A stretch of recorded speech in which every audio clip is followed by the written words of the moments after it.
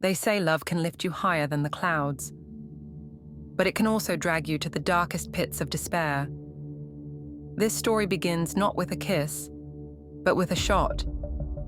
Her name was Ruth Ellis, a blonde bombshell with haunted eyes.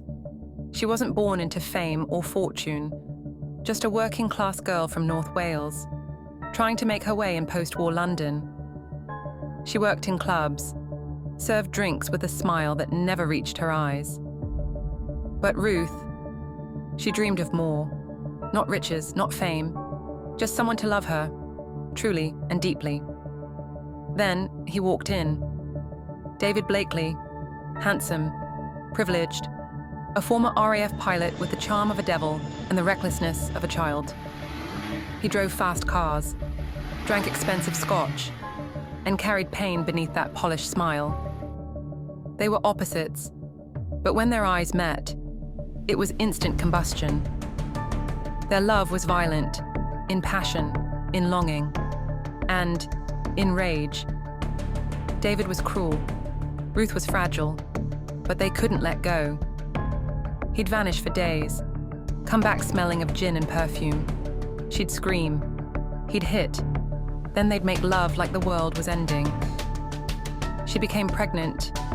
He didn't care. She lost the baby after a brutal beating. Still, she stayed. Because broken hearts don't always walk away. Sometimes, they beg.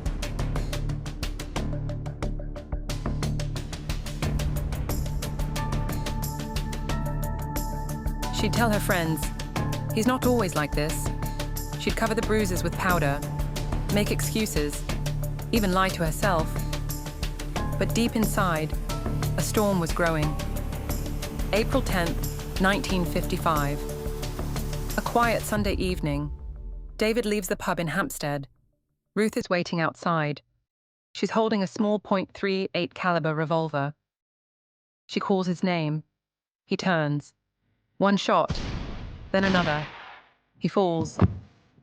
She stands over him, fires again, until the chamber is empty. Silence, only wind, her hand lowers slowly. She doesn't run, she doesn't cry. She walks to a nearby officer and says, "I am guilty, I'm a little confused." The papers explode. Jealous lover, bargirl killer. But no one asked about the bruises. No one printed the blood beneath her makeup. The trial lasted just a few days. No defense of abuse. No plea of battered soul. Just silence. She said, "It was justice." Public opinion split. Some called her wicked. Others whispered, she was every broken woman. Her final letters were filled with heartbreak. Not for David, but for her son. A boy she would never see again. A boy who once clung to her skirt and asked, "Mummy, do you love me more than him?" She didn't answer then. She couldn't. But in her final letter, she wrote, "Period. Yes. Always yes." July 13th, 1955. At Holloway Prison, Ruth Ellis became the last woman ever hanged in Britain. She was just 28. Some say she was a monster, others, a martyr of love. But maybe she was just a woman who loved the wrong man too much. A woman who burned so brightly that even her fall lit up the sky. Because in the end, Ruth didn't kill for hate. She killed because her heart was already dead.